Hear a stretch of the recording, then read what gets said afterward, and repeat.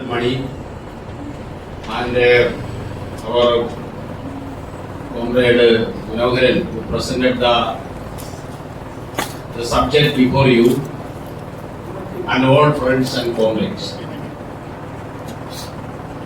I am very sorry to say that I cannot speak in Tamil, because my mother tongue is not Tamil. It's natural in India because you have to now understand that we are a multilingual people. So we have to share our views through some common medium. Now we are following English. We are against the superimposition of any particular language, Hindi or Sanskrit. We are following a common medium that is English today. This is a global medium also. You colonialism whatever be, this is a fact today. You have to accept. Therefore, I will be presenting my position in simple English. Comrade Suresh will try to, I will translate it in a brief way. And I thank the comrades, the MK comrades, for inviting me to present a position on Asiatic mode of production, AMP. Because Comrade Manoharan, our Politburo member and the State Secretary of Tamil Nadu, informed me that will you ready? So I said that okay, I will come. So that is why in the notice, in the poster, even though my name is posted first, as you know, it is not me who is presenting the subject. The subject is being presented by the comrades who are organizing this program. So I will be the respondent, means I will be responding. I am not the initiator of this program. That is what I want to say. And therefore, I will be responding to what Comrade Manoharan said here, and Comrade Suresh has already given me a brief picture of what is being delivered here.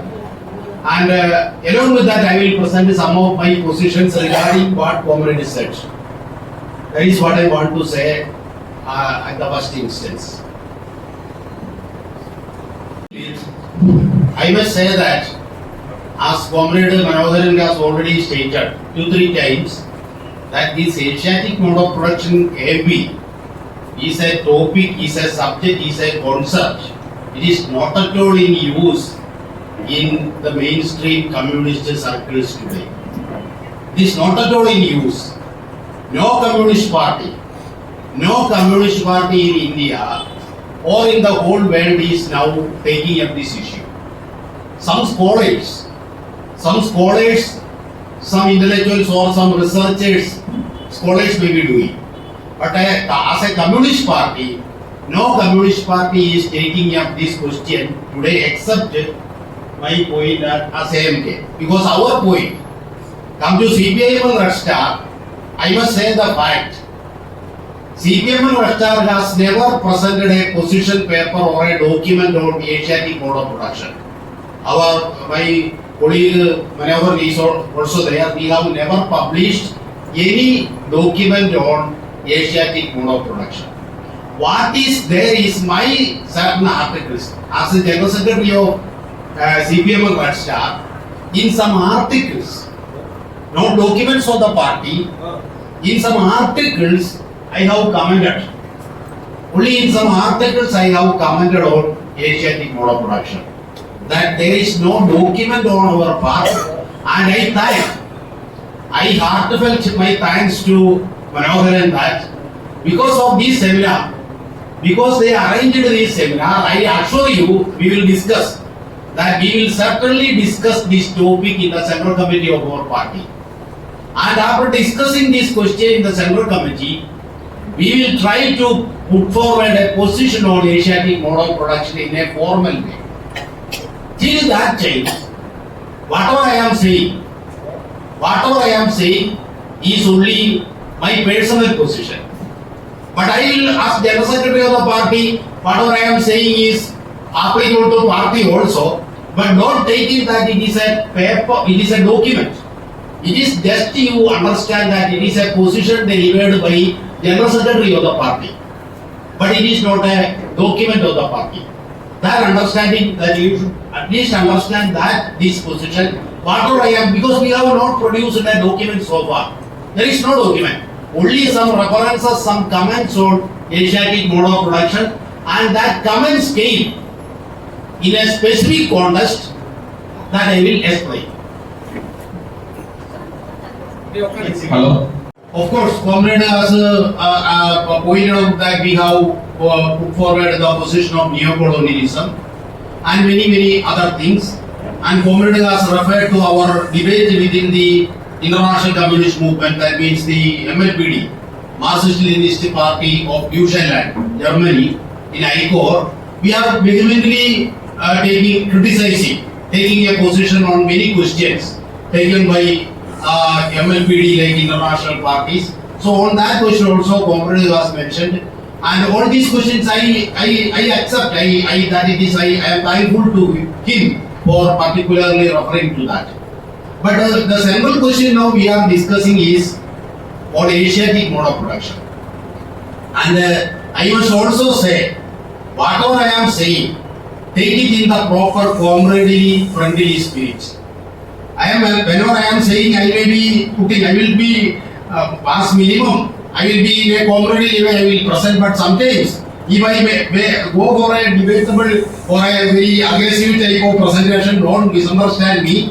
Please always take it in the good sense that my presentation is in a comradely, friendly spirit. That all comrades should know. But I have to say certain positions very seriously. That is why I am taking this question at the introduction.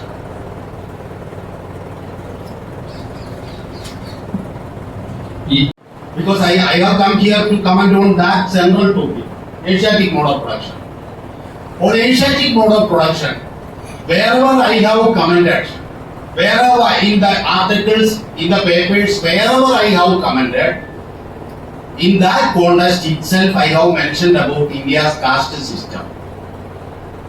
It is only with reference to Indian caste question, the most inhuman social institution in history, that only while mentioning the Indian caste system that I have referred to Mars Asiatic mode of production.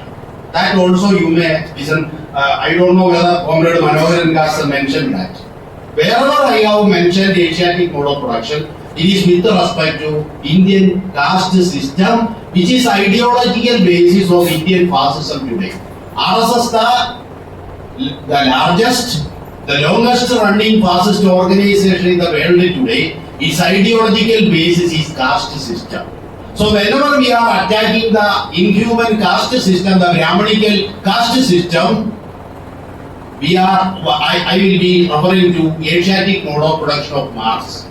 Because Marx has clearly stated that the solid, I am using Marx words, the solid foundation of this Asiatic mode of production or Oriental despotism. Marx synonymously, interchangeably used both.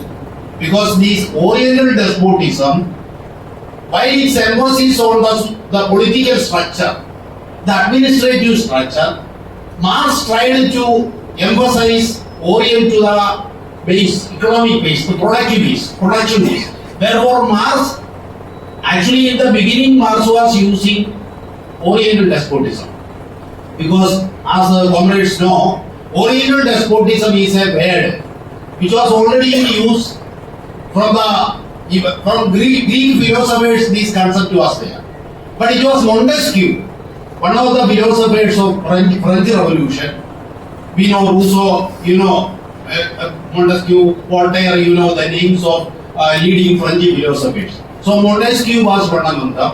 It was Montesquieu who codified, who conceptualized this, what is called the Oriental despotism in a coherent manner, to refer to non-Western, non-European societies, not only to India, but actually Marx concentrated on India. But because of the concrete situation, then you can imagine. But it was mainly referring to China, India, and mainly non-European countries or non-Western countries That is why this Oriental despotism as a concept evolved in mainstream literature. It is actually not coined by Marx or Marxism. Because Marxism, Marxism is based on all the information, all the knowledge, all the ideas, concepts which are already there. It is not Marx himself invention. Marx is using many of the concepts which are already there, and he may be refining, he may be adapting all those ideas and concepts according to the concrete situation. So in 1845-46 period,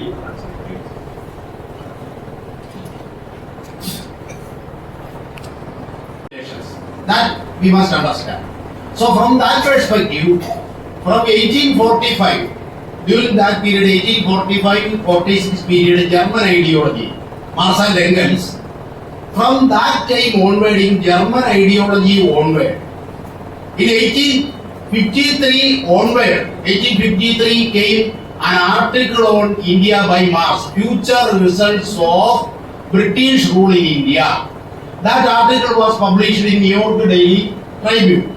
So starting from 1853 to 1861, Karl Marx wrote many articles on India in New York Daily Tribune, that is published from America. At that time, in the 18th century, this is written, this is to be sent by post. It's a very, very complicated thing. But 10 years, it was published by Marx. Again, in 1857-59, Marx and Engels published economic manuscripts. Then again, 1852 to 62 period, this 10-year period, 1 decade, 1852 to 1862 period, Marx and Engels correspondence are there. In 1867, why I narrate, these are not the accidental things. In 1867, first volume of Capital published by Marx. Second and third volume of Capital was published by Engels. We know Marx died in 1883. Marx could not publish. So in the 1867 volume of Capital, Marx in that book, and in Vera Sasulich, Vera Sasulich, a thinker, lady thinker, philosopher, left writer and intellectual, Marx correspondence with her. There also Marx has mentioned this issue. And in 1882, what I am saying is 1880 to 1882, 83 Conrad Marx died. Before that, Marx wrote a book on Ethnological Notebook. Ethnological Notebook, which was published only in 1974. Unfortunately, our historians, Marxist historians like Irfan Habib and like intellectuals have not read it. Irfan Habib himself has said, I have never read. Somebody has asked Habib, have you read Marx's ethnological notebooks? No, I haven't seen that. So it was published only in 1974. Like Engels' book, Dialectics of Nature. Dialectics of Nature was first published by Einstein. Then it was published by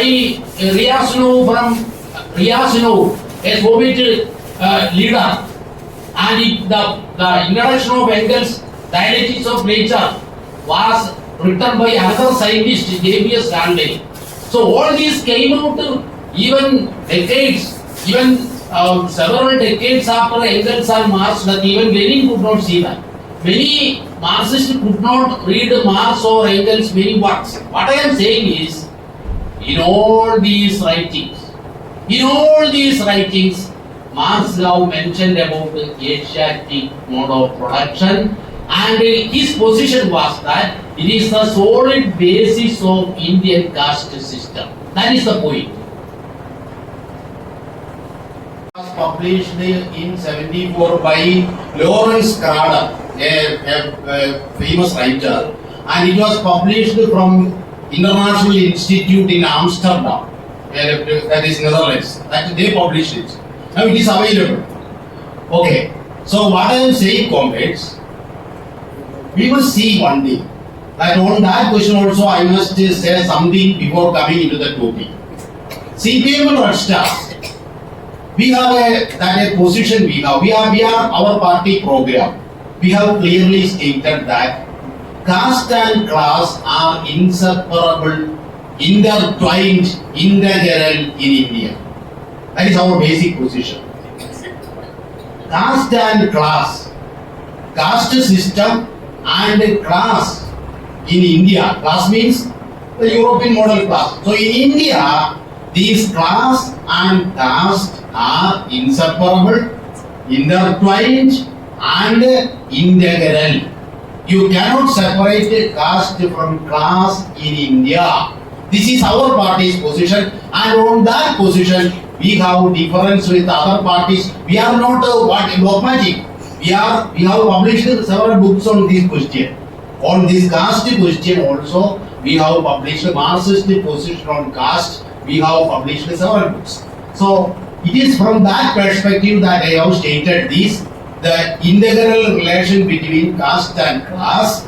For us, European method of analysis, European method of understanding is inapplicable to India because of caste system. Why? In India, if you want to study surplus value, we are some Marxist, then according to Marxism, the fundamental starting point of Marxist analysis is how surplus value is extracted from workers. You know, simple thing. That is the essence. Division of labor. Here your job. What kind of job you are doing? All these are dictated by caste.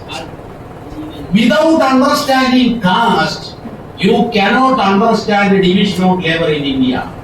You cannot understand how surplus value is extracted. Very difficult. It will be abstract discussion. But if you have to be concrete, that is what Comrade said, concrete analysis of the concrete situation. That is Marxism according to Lenin. Lenin said so. This Lenin who said concrete analysis of the concrete situation. So if you make a concrete analysis of the concrete situation, instead of a copy-paste method, or instead of a what is called a mechanical approach, instead of a dogmatic approach, if you are applying Marxism according to the concrete context of India, Marxism should not be mechanically applied. Marxism should not be copied. Marxism should be applied according to the concrete situation. That is Marxism. So then you will see that without taking caste into consideration, you cannot study division of labor or surplus value extraction or exploitation in the Indian context. If you have any debate, discussion on this question, we can debate. We can discuss for hours. This is our position. This is a fundamental understanding of CPIM and Red Star. One example. Who is doing scavenging? Brahmins are doing. Or intermediate class are doing. Scavenging is done by Dalits, untouchables. Am I right? Scavenging. That is why IIT, Madras IIT has invented a machine to avoid manual scavenging. You know, Madras IIT scientists have invented a machine to avoid manual scavenging. Why it is not implemented? Nobody is asking. It is in Tamil Nadu. You must ask why. You must ask Stalin, the Chief Minister of India, Tamil Nadu. Stalin, why you are not implementing this manual scavenging? Avoiding manual scavenging machine is technology is invented by Madras IIT. I am authoritatively saying, but it is not being practiced, applied. Why? The Dalits are doing, the untouchables are doing it. That is the problem. So if the Brahmins were doing it, it would have been applied immediately. So in India, there are certain works, jobs, which are done only, all works in India are done according to caste division. You know better than me, the Brahmins are the state class. Brahmins are the state class in India. The kings were ruling for Brahmins. You know the Indian caste system? So the state class, the elite class, the despotic class, who are the owners of all everything in society, are for the Brahmins according to Manusmriti, according to Sanathan. Sanathan word cannot be used because RSS will put you in the jail. One minister in Tamil Nadu used the word Sanathan. So case was started against him. That is RSS fascism in India. We must understand. Therefore, the crucial question today is understanding according to Marxist working here. We must understand. We must always see this question: why the Indian communists failed in India? Indian communists failed because they could not understand this, or they safely ignored it, and they never tried to put forward this position. Otherwise, the oppressed people in India, the Dalits, the oppressed, the lower caste, vast majority of the Indian people, 3% or 5% of the Brahmins, and 7% or 6% of the Kshatriyas, total 10%, 90% of the people of India would have been with the communists if they put forward the caste question in the proper perspective. That is why the Indian communists failed. This is CPIM and Red Star position. That is our position.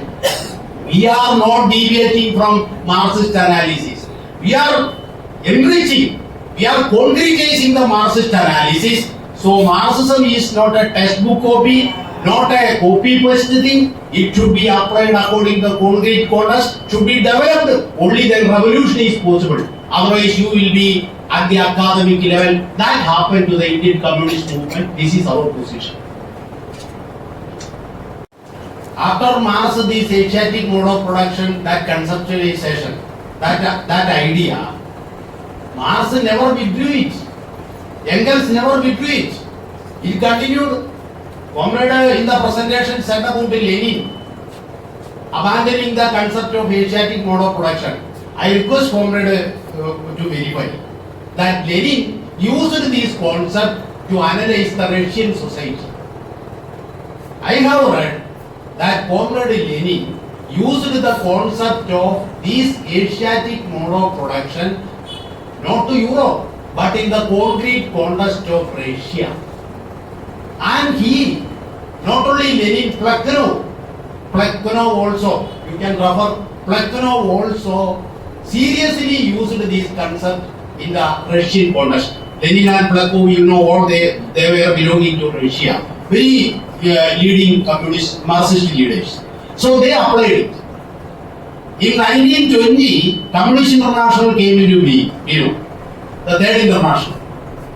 In the 1920, after the Communist International formed, I will come to that later. Up to 28, my reading, my understanding, up to 1928, Communist International used that term Asiatic mode of production. Of course, along with Oriental despotism, because these were synonymous. Oriental despotism and Asiatic mode of production refer to a particular state character where the state is the despotic form, unlike Europe, because of the caste system, because of the Brahminical caste system, and the state is working for the interest of the despotic elite state class.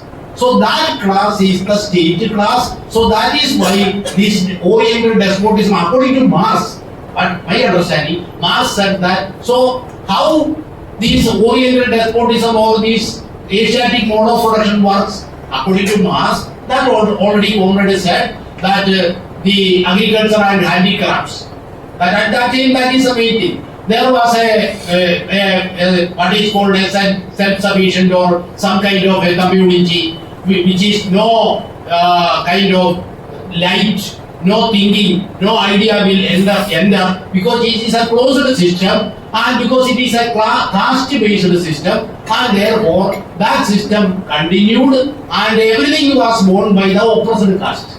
The working, the agriculture, all kinds of production were done by the oppressed class, and the elite class were taking advantage of it. This was Asiatic mode of production. Is the simple understanding. We are not going to the details. Detailed analysis is there. But this is the simple meaning. And Marx said that this is the Asiatic mode of production, especially with not to China. Marx especially discussed with reference to India.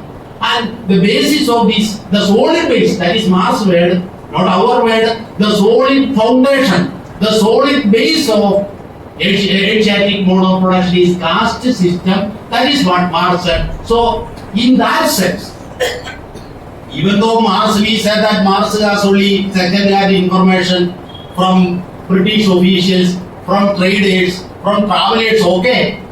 Based on that, Marx understanding is different from others. Nobody who founded Marxism. Before Marx, nobody founded Marx. It is Marx who founded Marxism. Similarly, it was Marx who coined the concept of Asiatic mode of production based on his analysis, understanding, his theoretical, his philosophical, his scientific perspective on India. He devised this concept. This is what I want to say. Now, some food, we are hungry, or we may be boring, but I cannot avoid without saying, because I am bound to say. Some we have to seriously understand. Some questions are there. Comrade said that Marx put forward a multilinear theory. Am I right? Multilinear. If I am saying when I am saying, Comrade Manoharan said, because language question is there, if I am saying, if not said by Comrade Manoharan, you can intervene. Manoharan said that Marx put forward a multilinear theory. Correct. That is 100% correct. Because Marx was against a unilinear theory of history. Marx clearly stated there is no general path of historical development. This is Marxism. There is no general theory of historical development. There is no master key. That is what Marx said. Please listen. There is no master key to open societies. There is no iron law of history. This is Marxism. Otherwise, it will be mechanical. It will be a straitjacket. Marxism is a growing science. Marxism is to be developed. Marxism, otherwise, if you are not developing Marxism, then you cannot have revolution. You have to develop, you have to apply Marxism according to the concrete condition. That is why Marx said the mode of production, you know, it is a composition of means of production and relations of production. You know, at least the left people will know, means of production means which are used in production. Relations of production means the poor capital labor relation, that is relation. So this mode of production is the sum total of means of production and relations of production. This mode of production which Marx examined with respect to Europe, with respect to industrial Europe, Marx clearly stated with respect to industrial Europe, Marx said the mode of production which I am studying, I am for our Asiatic societies. Is it wrong, comrade? It is correct. That is Marxism. Marx never claimed that what I am saying here is a truth that will be applicable to all society. No. Marx humbly said, please don't apply my theory, my mode of production to other societies where the social formation, the whole society, the whole relation, the whole means of production, the power structure, the economic base, social formation, mode of production, that will be different in different societies according to the historical development of societies. So I am explaining only with respect to Europe. That is why Marx denied a unilinear theory of history. That is Eurocentrism. We are saying by Asiatic mode of production, criticism against Marx is that Marx was following a Eurocentric position. No, Marx was against a Eurocentric position. Marx was clear in his position that there is no theory which can be applied to other countries. Where you have to develop the theory according to the situation there, the dialectical analysis which I have developed, you can apply. That is what Marx said. This is Marxism. So therefore, Marx never stated a unilinear theory. Marx never stated an iron law of history. Marx never said a general theory of historical development. Marx never said provided a master key for early societies. This is what I understood about Marxism. Many communists are abstaining from this question. If we are not taking this, we cannot do anything in India. That is my position. So I thank myself to initiate this discussion. Coming to the point, comrades. What the communists did abandon it, Lenin did abandon. That is why Communist International, this Lenin who formed the Communist International, we know after October Revolution, the third international in 1920, 1990. And in 1919 Communist International was formed. In 1920, the second Congress of Communist International, you know, second Congress was held. There a slogan, Marx's slogan was, workers of the world unite. You know, workers of the world unite, that was Marx's slogan. What was Lenin's slogan? Workers and oppressed peoples of the world unite. Why? When this, according to Marxism, every theory will be changing when it applies. That application will be according to space and time. In a particular space, when you change the space, when you change the location, when you change the context, theory will, when the application will change. Similarly, when time goes, when capitalism developed into imperialism, Marx's theory, workers of the world unite, is not sufficient. Therefore, Marx disciple, Marx follower Lenin, developing Marxism. Lenin is not copying Marxism. Lenin is developing Marxism when capitalism transformed into imperialism. What Lenin did, he changed the slogan from workers of the world unite to workers and oppressed peoples of the world unite. Comrade said about our difference with MLP. One of the difference CPI and Comrade appreciated that he supported our position. I also thanks him for that. But the point we must know that Lenin identified that in the imperialist epoch, in the epoch of imperialism, working class alone cannot develop revolution. Working class has to unite with the oppressed people. Who are the oppressed in India? In India, the biggest oppression is caste oppression. Any doubt for us? In India, the biggest oppression is caste oppression. Who are oppressed? The working class. The working class of India, majority of the working class of India are the oppressed caste. They are not the elite caste. That is India, the difference between India and Europe. Therefore, comrades, when we apply the slogan of Lenin, we must understand workers and oppressed peoples of the world unite means that is a central strategic slogan, not a tactical one. It is not a tactical slogan, it is a strategic slogan of the communists in the epoch of imperialism. That is Lenin's position. Therefore, what has happened? Our Communist Party, our means communist, our CPI, first CPI formed in 1920 in Tashkent. CPI was formed in Tashkent, 1920. First secretary of CPI was a Muslim leader, Muhammad Shafiq, you remember? In October 17, the Communist Party of India was formed in Tashkent, Soviet Union. At that time, Tashkent was in Soviet Union. There, the Communist Party of India was formed. MMROI, many others participated. First secretary was Muhammad Shafiq. So this is history, and the understanding was based on the anti-imperial struggle in India, along with the fight against Britain.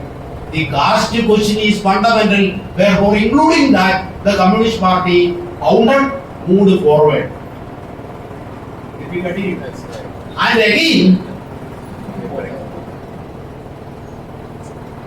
இந்த போராட்டத்திற்கு நான் in 1930, when we say 1931, Asiatic mode of production was abandoned. we agree that it was Stalin who abandoned it. I will come to that. Before that, in 1930, our communist movement, our communist party leaders are not seeing this. In 1930, Communist Party of India, it was working underground, not open. Communist Party of India produced a document. The name of that document is Draft Platform for Action. Name of that document is Draft Platform for Action. That is the name. You will get it in internet. If you search in the internet, this Draft Platform for Action will be available. Most of the communist parties website, CPM website also it is there. In our website also we have added it. So this Draft Platform for Action, in that section D, A, B, C, D, you can refer. There, Communist Party of India states, in India, democracy and freedom, not a caste organization, Communist Party of India, following the Communist International line, Communist International upholding the Asiatic model of production up to 1928, and working class and oppressed people will unite, all based on all these strategic positions. Communist Party of India 1930 produced a document, Draft Platform for Action, Section D. It is stated that in India, democracy and freedom can be achieved only by abolishing caste system. It is written, not by Ambedkar. Communist Party of India had written, in India, democracy and freedom. You can keep away, kept away. You can kick away. You can remove British imperialism. But in India, this freedom will be to the Brahmins. This freedom will go to the upper caste. This freedom to the Dalits, freedom to the oppressed people, the working class of India. Then you have to abolish the caste system. Without abolishing the caste system, without abolishing the basis of Indian oppression, then there will not be any democracy and freedom. It is clearly stated in the Draft Platform for Action produced by the Communist Party of India. This is the point that we have to understand. நான் ஏற்கனவே கூறிய அந்த 1900 So, which I was just telling that one thing which Comrade Suresh in the course of translation said that we will, if the communists, if we take a position according to the situation that 90% of the people of India are oppressed, and if a proper position is taken, then the future of communist movement would be better. What I said is not future. I said is, why the communist movement in India failed? Why the communist movement in India failed? Because the communists failed to take a proper ideological political position to unite or to bring majority of the working class of India. Working class means Dalits. Brahmins are not the working class of India. The working class of India are the Dalits. So I am generally saying, I am not saying that a Brahmin may be a worker. That is not the question. Generally, in India, the working class means the Dalits, the oppressed caste, the untouchables. They are the workers. So the communists failed to unite with them. That is why the communists failed. That is my point. So, what happens? In 1930, the Draft Platform for Action put forward a corrective position. Without annihilating, without abolishing caste system, there can be no democracy. There can be, we cannot think of socialism. At least we think about the bourgeois democracy. In Europe, a worker can sit along with a capitalist. No problem. There is no untouchability. In Roman history, The slaves, you know slaves, Roman slaves, the lords and the slaves, the nobles and the slaves. There are slaves who were teachers. Slave teachers were there in Roman Empire. And the slave teachers were teaching the children of the kings. That was slaves. But in India, we cannot imagine a Dalit becoming a teacher, taking class to Brahmin students. No. Therefore, that is untouchability, that is caste system. Therefore, even you have to, without demolishing, without moving forward, without resolving this minimum democratic question, there cannot be any talk of socialism, any talk of communism.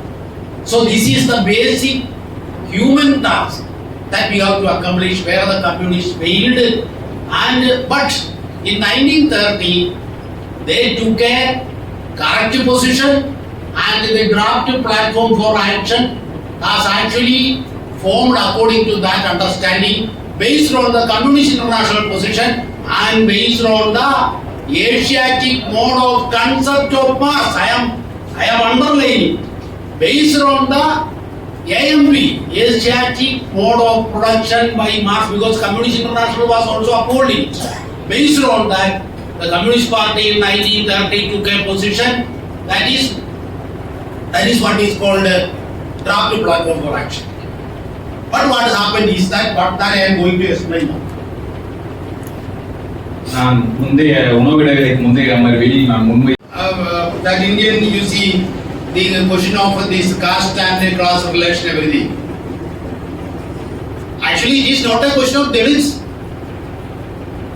Majority of the oppressed caste, because the OBC are also oppressed. You know that. When the Mandal Commission came, what we see?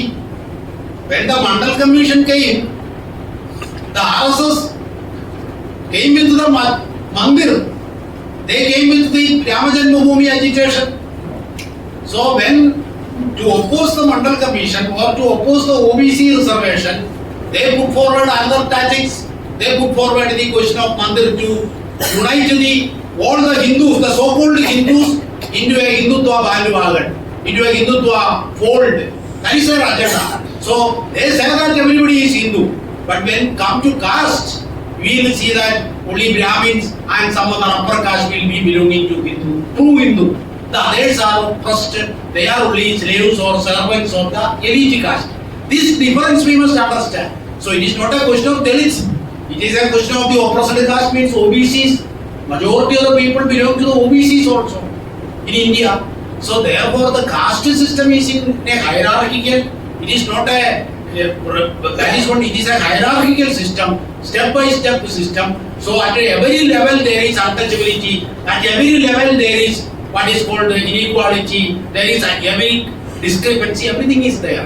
So we have to understand caste system as the essence of the Indian society, to which class is also integrated. That understanding was actually provided by Asiatic mode of production. Because according to Marx, the foundation of this Asiatic mode of production is caste. That is what Marx said. That question we must understand. When we say about Asiatic mode of production, this question we will ignore. Asiatic mode of production was clearly, ideologically, theoretically explained by Marx as the solid base of Asiatic mode of production is caste system.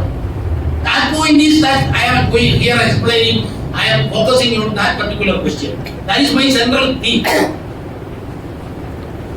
The Commission report, when the Mandal Commission was going on, Jyoti Basu was the Chief Minister of Bengal. It is documented, that is what I am saying. You will get the documents from books. Mandal Commission sent a questionnaire to Jyoti Basu. Jyoti Basu is a Politburo member of the Communist Party, great leader, who studied in London School of, who went to Britain and very educated. So the questionnaire was sent to Jyoti Basu regarding what is the situation in Bengal, this caste question. What Jyoti Basu said is very interesting. He sent a reply, simple reply. Dear communists, There is no caste. Only two castes. Here is only two castes. One is the rich, the other is the poor. This is the answer. You can search. Jyoti Basu's reply was that only two castes are there in Bengal. One is the rich caste, other is the poor caste. Can you understand the meaning? There is no caste, only class is there, rich and poor. This is Jyoti Basu's answer.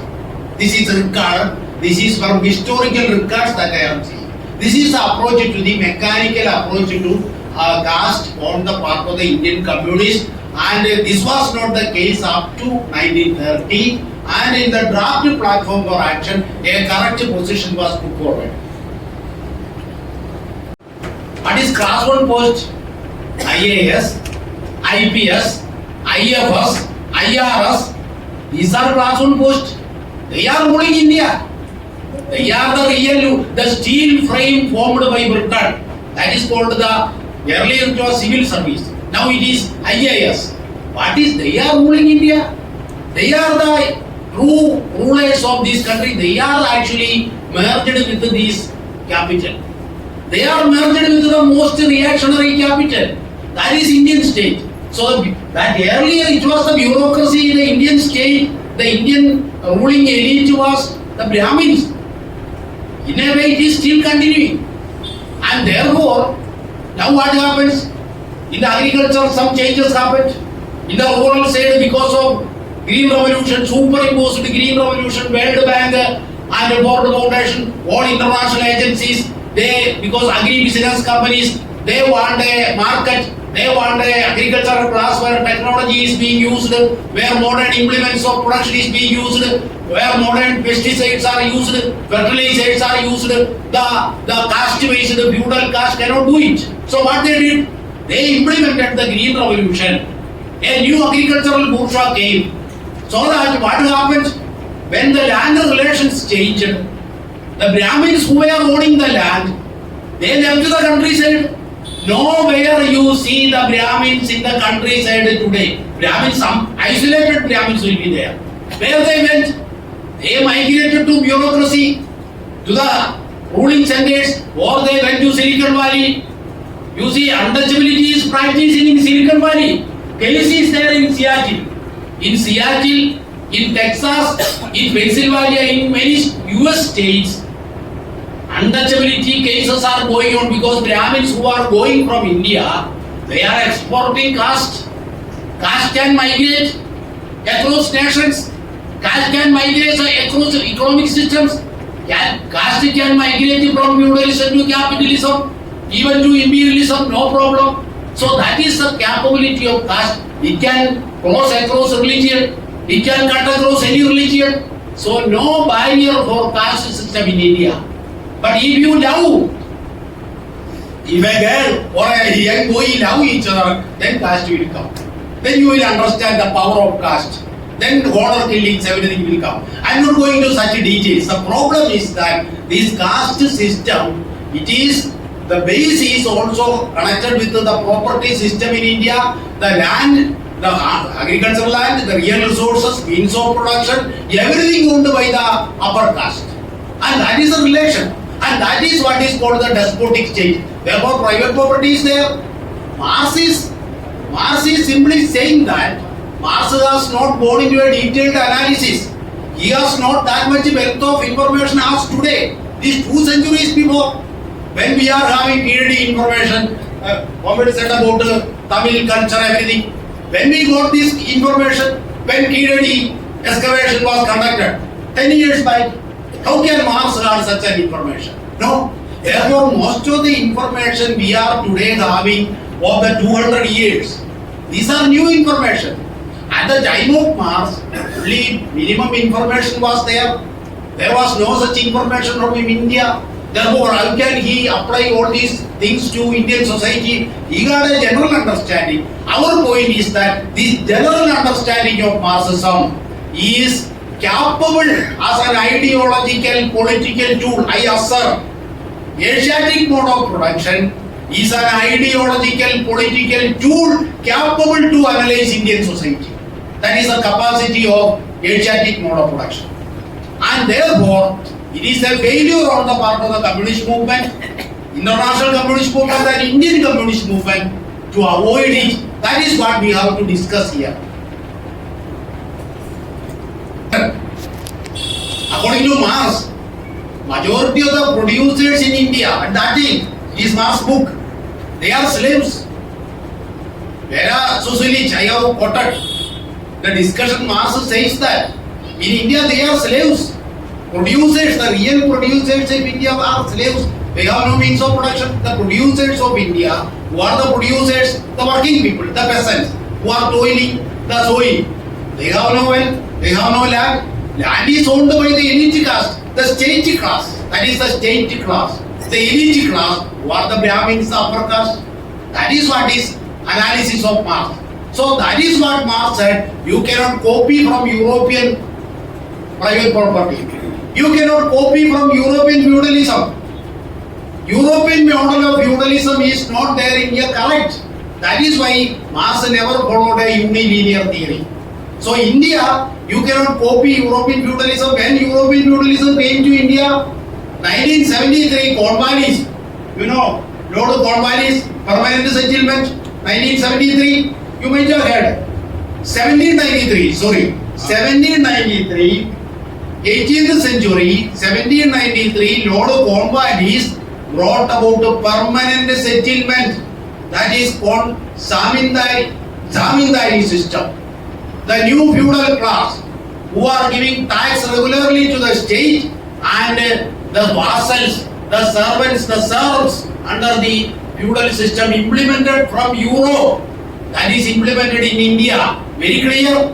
It is a European model of feudalism implemented by Britain through the permanent settlement 1793. That is why Zamindari system, which was abolished by Nehru in the beginning of the 50s in India as part of the land reforms. All these are part of history. So that we must understand that in India there is no model of private property which was prevailing in Europe at the time of Marx. That question later in the course of discussion. Now, comrades, I am coming to my central topic. What comrades said, we all know that what happened. In 1931, Leningrad Conference in Soviet Union, in 1931, Leningrad Congress was organized in Moscow, in Soviet Union, but it was organized by Communist International also. Communist International, leaders of the Comintern, Stalin, that means Soviet Union, they collectively organized the Leningrad Conference, Leningrad discussion. In that discussion, an understanding, a decision was taken that instead of deviating from other issues, communists should concentrate on class. Communists should concentrate on class. This is the Leningrad discussion. In various parts of the world, many identities are there. Many social systems are there. But we have to concentrate on class. That is the economic class. Economic determinism that was applied in Leningrad Conference. There is one reason for that. There is one criticism for that. Because the critics of Stalin, there are critics of Stalin because of party bureaucracy is developing in Soviet Union. Against that, there were even within the Marxist school, there was serious criticism against Stalin. Somebody characterized, you can search historical records, somebody means many writers were there.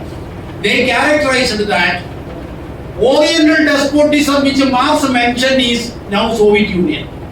Russia is a model of Oriental despotism.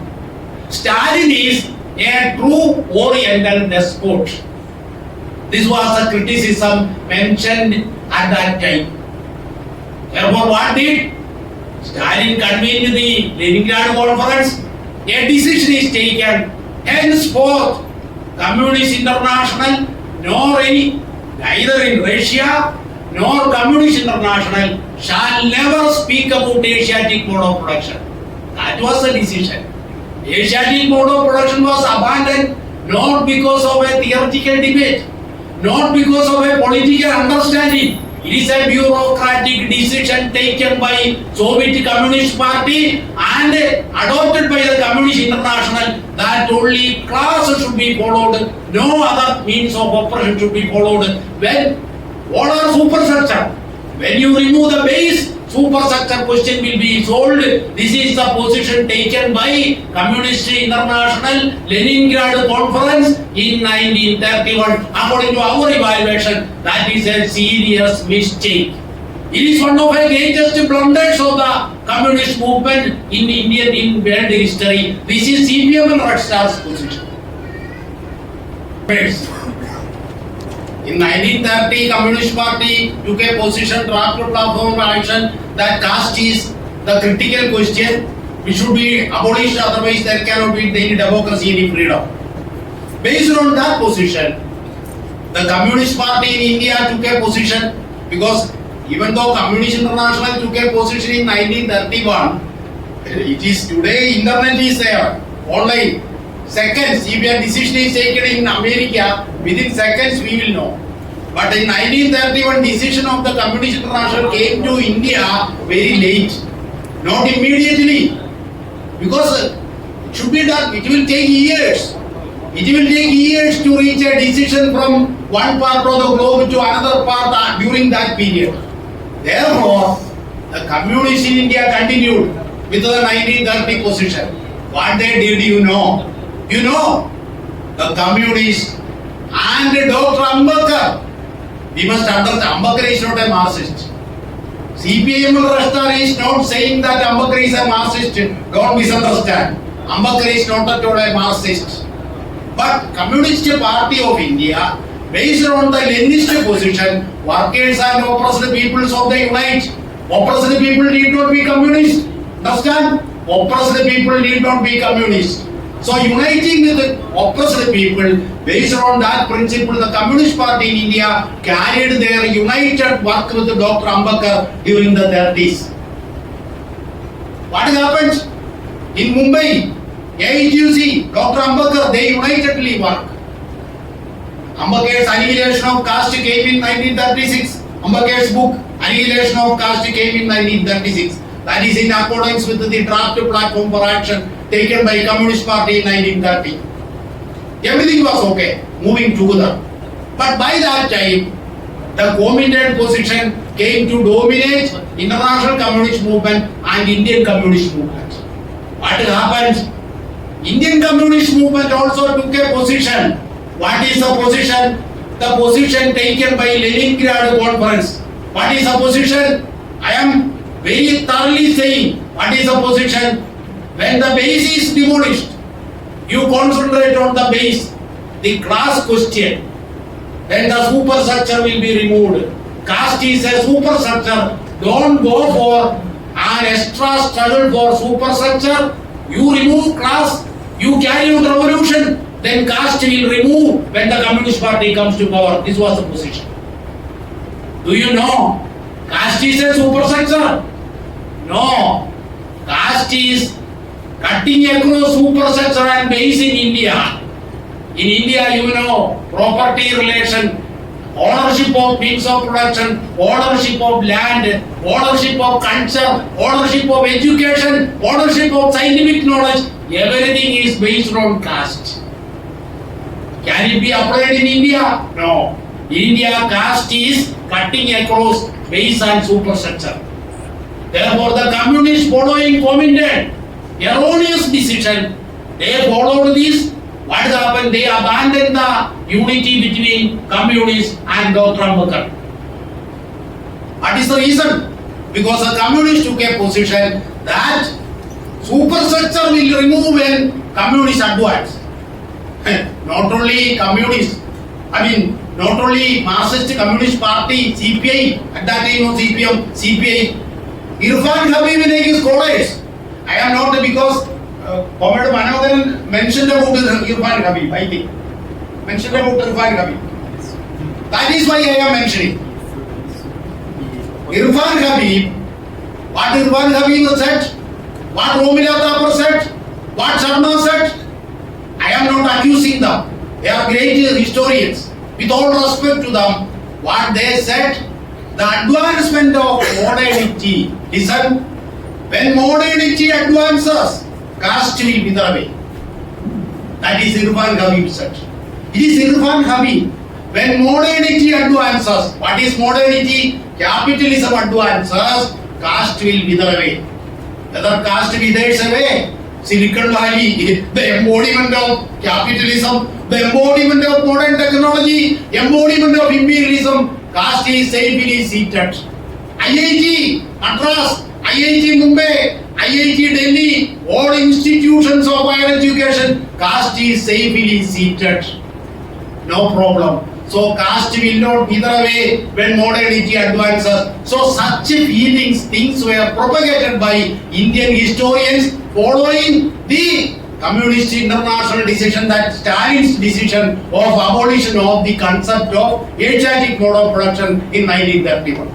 This is our position. நான் ஏற்கனவே குறிப்பிட்டபடி 1930 I am not going into details because I have to finish by 4 o'clock. 10 minutes. I will finish.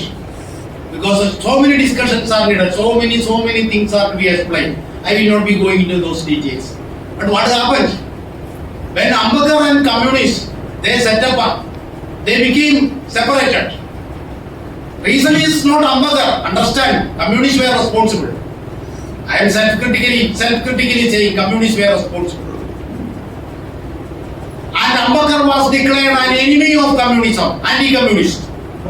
Ambedkar called communists Brahmin boys, you remember? Ambedkar called communists Brahmin boys. Communists attacked Ambedkar, anti-communist. Many things were taking place.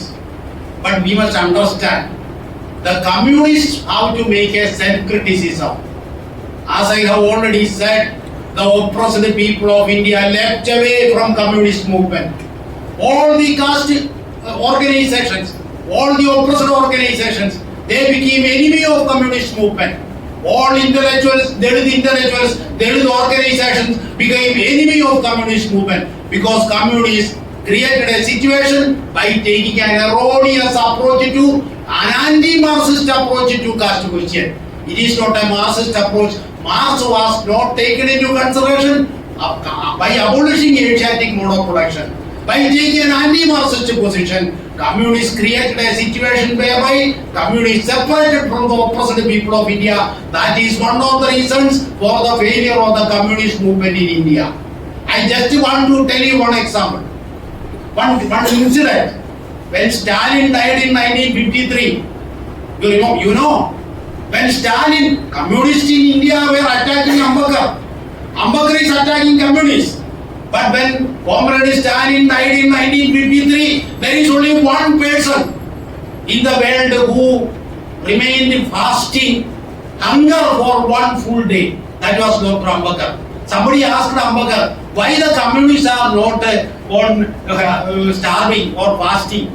Their leader Stalin, but Ambedkar said that, I am coming from the most oppressed section. I am coming from the downtrodden. Comrade Stalin came from a worker family. He is a worker. Therefore, it is my class. Therefore, I will be remaining fast unto this evening when Stalin died. That is Ambedkar. I am just telling you, this is history. So, the communists made a mistake. So, we have to make a self-criticism. We have to correct our line. That is my position. So many things to say here. On this question, I am shorting my presentation because time is not there. We will continue our discussion in the coming days. But I want to say one point.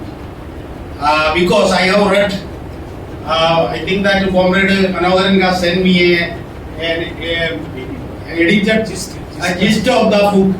There he mentioned about this, what is called abolition of the Communist International. 1941, 43. One sentence is there. On that question, I want to say a point. That in not only MK, not only you, all communist parties, including Mao Zedong, including CPC, like the abandonment of the concept of Asiatic mode of production in 1931.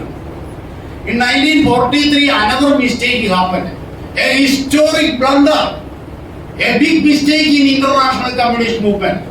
Stalin, not only Stalin, the Communist International, Stalin was announcing on behalf of the Executive Committee of the Communist International, on behalf of the Executive Committee of Communist International, Comrade Stalin announced the abolition of Communist International in 1943. Why? You know why?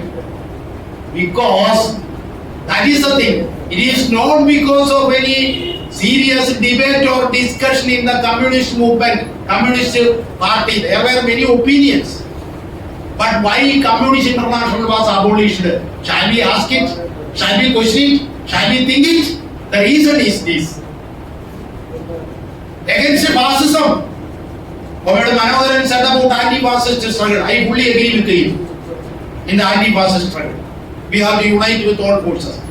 I am not going into national capitalist thing. That is another question I am not taking up. We will take up later. On this question, why Stalin abolished the Communist International? Because in the fight against fascism, Comrade Stalin is our leader. In spite of these mistakes, we still uphold Stalin as our leader. Because mistakes are possible. Mistakes are possible. But that was a great mistake. Why? This decision taken because of the pressure from America and Britain. Why? Against Hitler, against Mussolini and Hitler fascism, classical fascism in the interwar period. Against that fascism, Stalin took the initiative for an anti-fascist front. That is Churchill from UK, from Britain, Roosevelt from America. So both America and Britain imperialist powers, Stalin joined with them against fascism, correct? Because fascism is the terrorist dictatorship of the most reactionary elements of finance capital, like RSS fascism India. This terrorist, this most reactionary dictatorship in India we are experiencing. So against RSS fascism, we have to tactically unite with all non-fascist forces, even non-fascist ruling classes, without surrendering our class interest. We should not surrender our class interest. But what Stalin did, surrendered the class interest. What is Communist International? It is the party of the communists. He abolished the party. It is not a simple thing. Communist International was the international party of the communists. Stalin abolished that in the sake of anti-fascist unity. That we should not do. We must unite with all anti-fascist forces. But we must always uphold the class interest of the working class. Class interest of the workers and the oppressed. That is our fundamental right. Surrendering that, we should not go for an anti-fascist alliance. What Stalin did, Stalin, in the name of the anti-fascist alliance, to appease American imperialism and British imperialism, Stalin abolished the Communist International. That was a very serious mistake on the part of the international communist movement. This is CPIML Red Star's position. Sir, your opinion or the record? CPIML Red Star position. Our party program, it is written. Yes, sir, your opinion or record? Please listen to our party program, it is there. Comrade Manoharan, please give a copy of our program. Okay. It is there. அதாவது தோழர் மனோகரன் பேசும்போது But comrade, I have just 4 or 5 minutes I will finish my presentation. Maximum 5 minutes. One comrade said, I respect the comrade's opinion, whether it is my opinion or the party's opinion. It is a party position. It is in the program of CPIML Red Star and it is already printed, available in website and in the print media. We have incorporated the 1930 draft platform for action which I mentioned. That also there in the party program. All these things are there in the party program, and I assure you that CPM and Westar will bring out a paper, a position paper, a document on Asiatic mode of production. Because of this discussion, I respect, I thank Comrade Manoharan for inviting me this program, because we will initiate a discussion in the Central Committee. The Central Committee will seriously discuss this question and will chalk out a plan how to take up this question in the proper perspective, from the perspective of Indian revolution. We don't want a textbook copy of revolution. You cannot copy from Russia, you cannot copy from China. You have to follow concrete analysis of India, and based on the concrete condition, we have to follow revolution. That is why I am stating this much. Many issues are there. Many questions are to be discussed. I am not going into the details, so we will have a discussion. And whatever I said, I am not for provoking. Don't misunderstand me. I am that I initially said. Don't be provoked by presentation. I will be sometimes some statements will come. Don't be hurted. Don't be pain. Don't feel pain. I will be open and I will take it comradely and friendly too. We have to debate and discussion, because that is very serious question that the communist movement is facing. The communist movement, we are a French group. The fascists are there. Imperialism is advancing. Fascism, imperialism is advancing. Global capital is having a globalized, internationalized situation today. So we are a fringe group, we are nowhere. So the community should have a self-critical approach. We must unite, but on ideological position, no compromise. On ideological position, no compromise. But based on that, we can debate, discussion. But in the anti-fascist struggle, I fully agree with the Manoharan that we have to unite. You leave our ideological difference on a minimum point, on a minimum agenda, of defeating RSS fascism. Let us unite. I will not say about BJP. Some people will say, why this man is not speaking about BJP. BJP is only a political tool of RSS. RSS has hundreds of secret and open organizations. BJP is just one of the political tools. RSS can use any political party in India. RSS is capable to use any political party in India for its purpose. They are not particular that BJP should be there. Now they are using BJP, tomorrow they may use another instrument. So please understand, in the fight against RSS fascism, we should unite based on a minimum agenda. That is my point, without surrendering our class interest and the interest of the oppressed people. Thank you all, comrades, for inviting me, and I respect, without respect to comrades Manoharan and their party for inviting me to present our position, at least in a brief way. Thank you all. ஆசிய உற்பத்தி